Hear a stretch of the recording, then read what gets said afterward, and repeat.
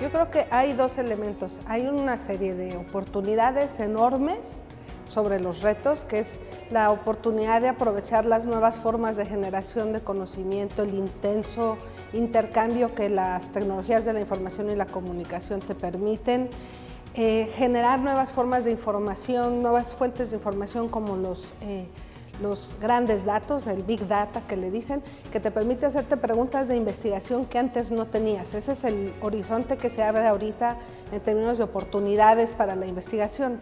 Yo creo que América Latina enfrenta dos retos principales. El primero es el del financiamiento.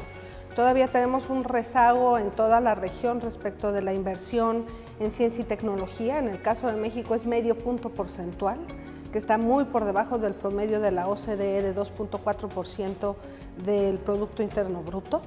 Y además hay fluctuaciones dependiendo de los cambios de gobiernos en la inversión en ciencia y tecnología, y eso te impide tener una planeación a largo plazo de la agenda de investigación.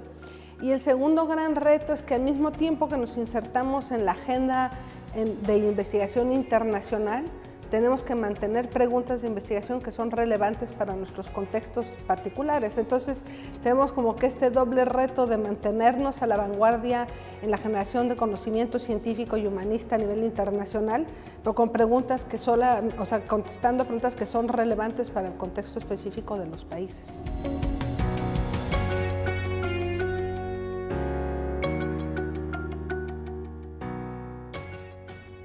Entonces, yo también creo que estamos en una etapa muy especial en términos de la generación de conocimiento y algo que en inglés se llama transfer fertilization, esta idea de poder compartir ideas y poder compartir visiones que te abren y te expanden el horizonte para la investigación científica.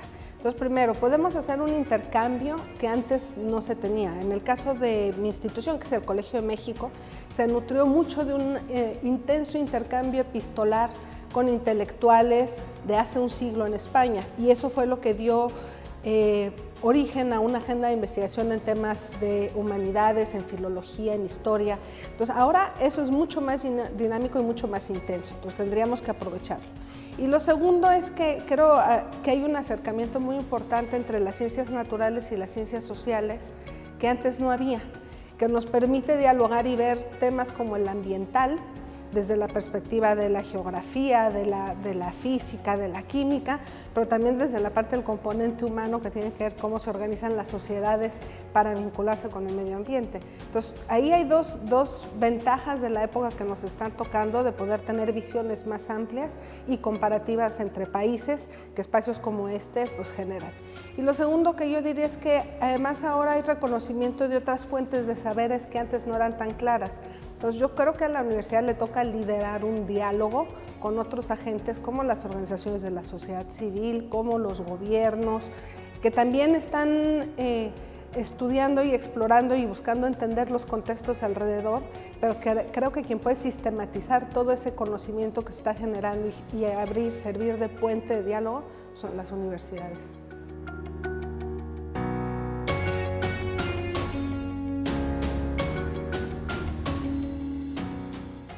Yo creo que la diversidad responde al contexto, ¿no?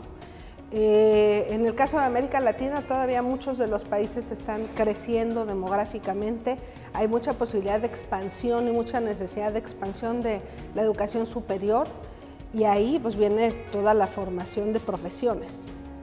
Al mismo tiempo, pues tienes también toda esta necesidad y el entendimiento de que un país, para dar el salto en términos de desarrollo, necesita invertir en ciencia y tecnología y fortalecer a su cuerpo, su planta académica en ciencia y tecnología.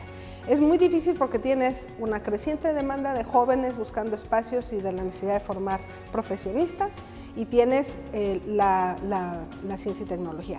El reto es que haya mayor integración y diálogo entre docencia e investigación. Y yo creo que uno de los peligros, en el caso de América Latina, una de las cosas que nos define como sociedad es la desigualdad.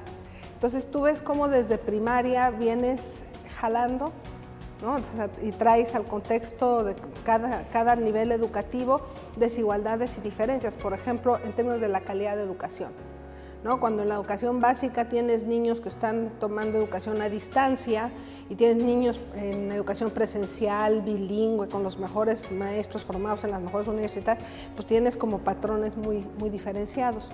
Entonces yo creo que uno de los retos en este balance investigación y docencia es no reproducir el esquema de desigualdad que viene de los niveles educativos anteriores y más bien generar una distribución más homogénea de educación de calidad a todos, sin perder la particularidad de la investigación científica.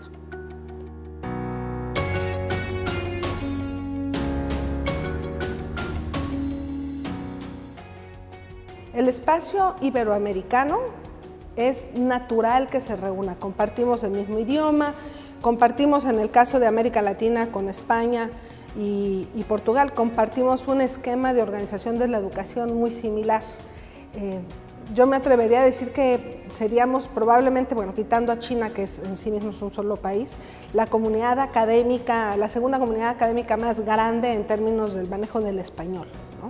Entonces, yo le veo muchas ventajas porque hay mucho que aprender en términos comparativos de las experiencias, de la resolución de problemas concretos que forman parte de la agenda de investigación, como en temas de ciudad, de derechos humanos, de medio ambiente, etcétera. Tenemos mucho que compartir porque es un espacio natural para favorecer la internacionalización y la movilización de la movilidad estudiantil y de profesores, y yo creo que eso hay que potenciarlo. Pero sobre todo yo creo que Universia da esa posibilidad de volvernos a entender como una región que se nutre del intercambio, pero que también defiende valores y aspectos centrales, como por ejemplo el uso del español como lengua, en la cual también se está generando conocimiento científico. Yo creo que ahí hay una ganancia para todos.